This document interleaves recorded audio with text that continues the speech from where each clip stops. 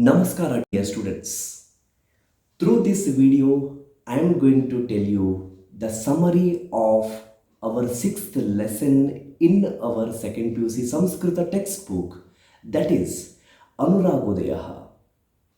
Dear students, you know that I have been posting many videos on your second PUC Sanskrit lessons.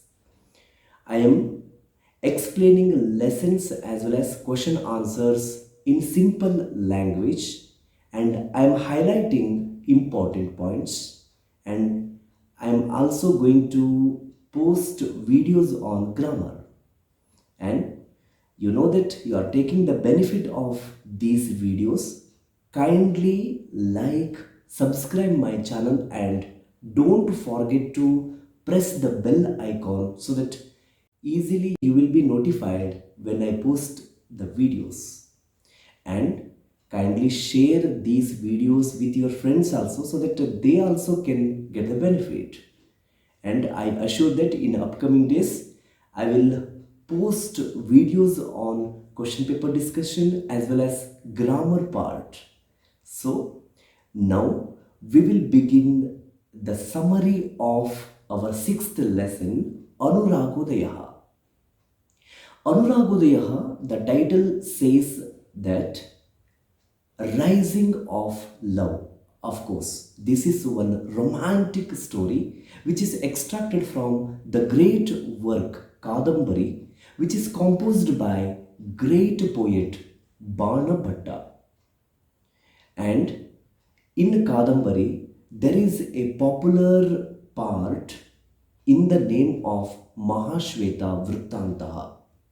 What is Mahashweta Vrittantaha? Mahashweta, here she is major female character and she tells her story to Chandrapida, and that is only Mahashweta Vrittanta. And Anuragodayaha is the very beginning part of that Mahashweta Vrittanta.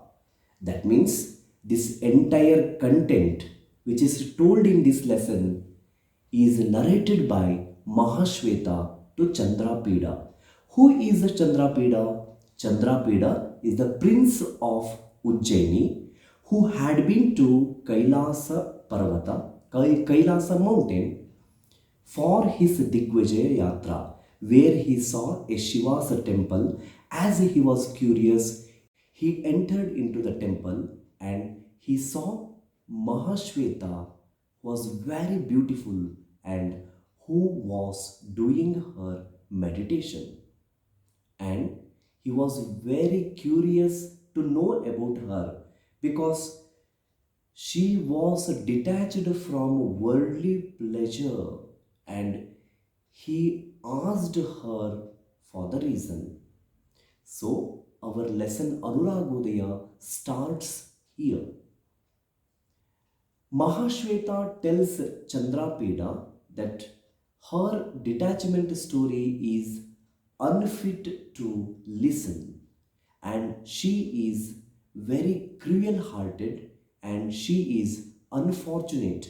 But as Chandrapida is very curious to know about her story, she will start her story, and we also listen her story through this video.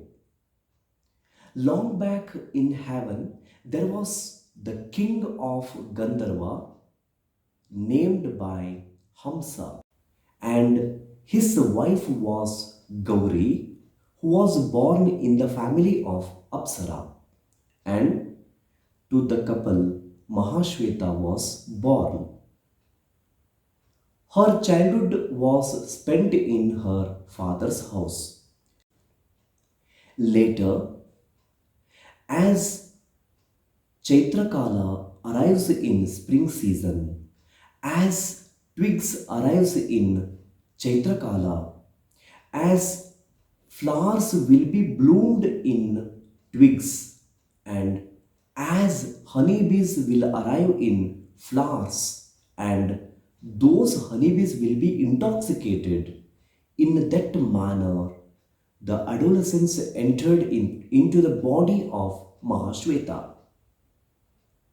And one day, Along with her mother, she went to a lake called Achoda. Achoda named lake. She went to the lake to take a bath along with her mother. And that was a spring season, and the lake Achoda was appearing very beautifully with varieties of lotus, red color lotus, blue color lotus, and white color lotus. At a place, Mahashweta smelt fragrance of a flower, and like a female honeybee, she was attracted by that fragrance. The fragrance which was coming from forest and which was followed by honeybees in a competition, and the fragrance which she never had smelt before, and that fragrance, it must be from unhuman world. And she moved few steps towards that fragrance, and she saw a young man who was coming towards that Achoda lake to take bath along with one more sage's son who had accompanied him.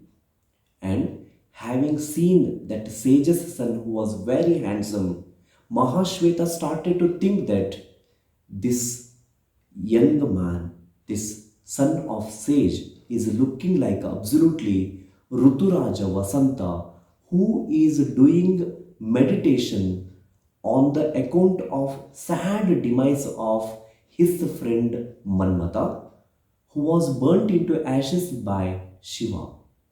And this sage's son is also looking like moon who is doing penance sitting on the forehead of Lord Shiva.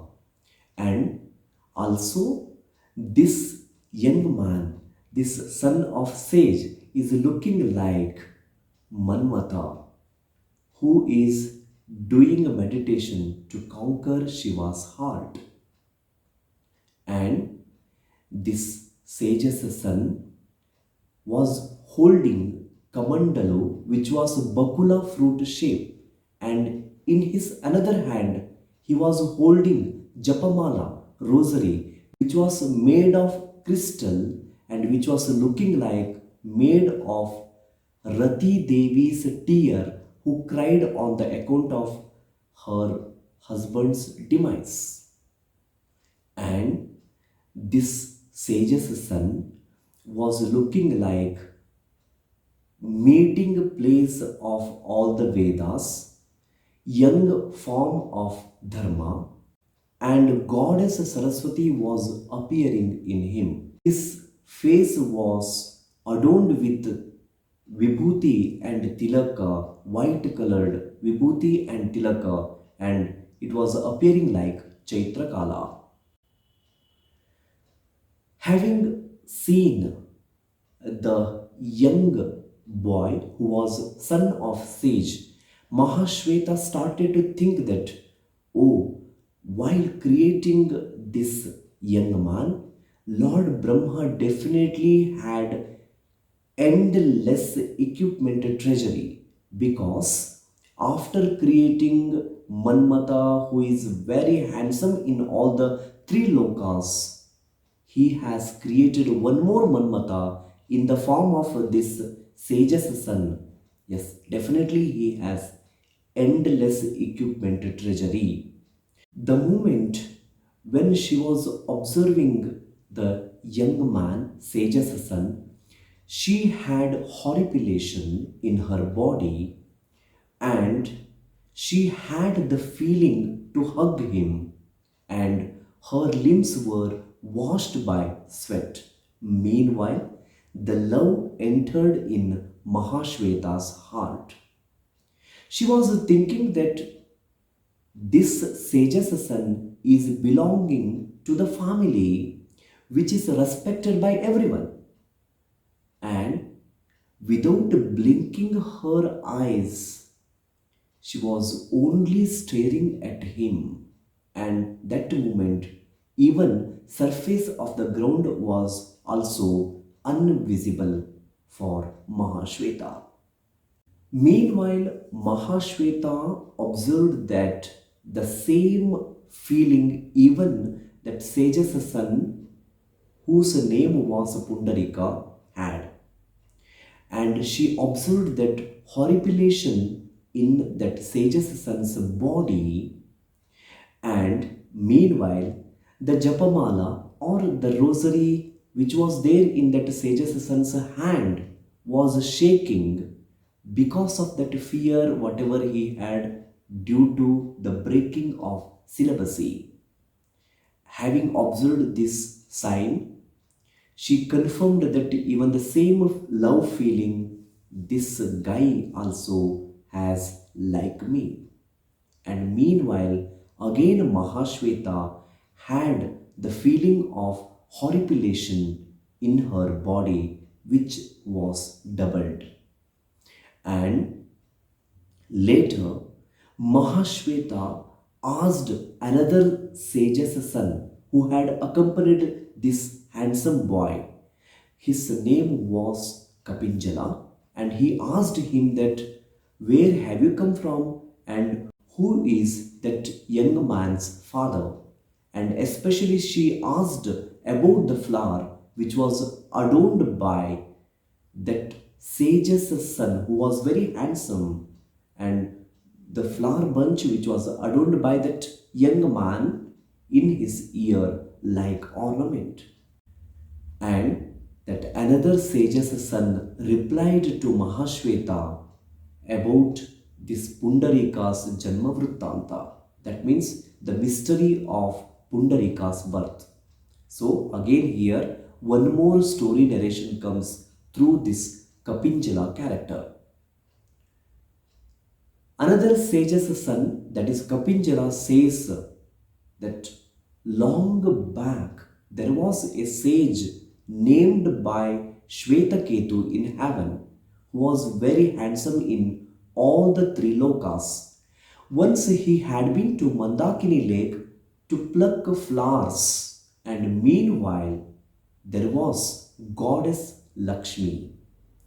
Having seen this handsome Shvetaketu, goddess Lakshmi got the pleasure, and later she got a baby boy in her lotus, and she took the baby boy on her lap.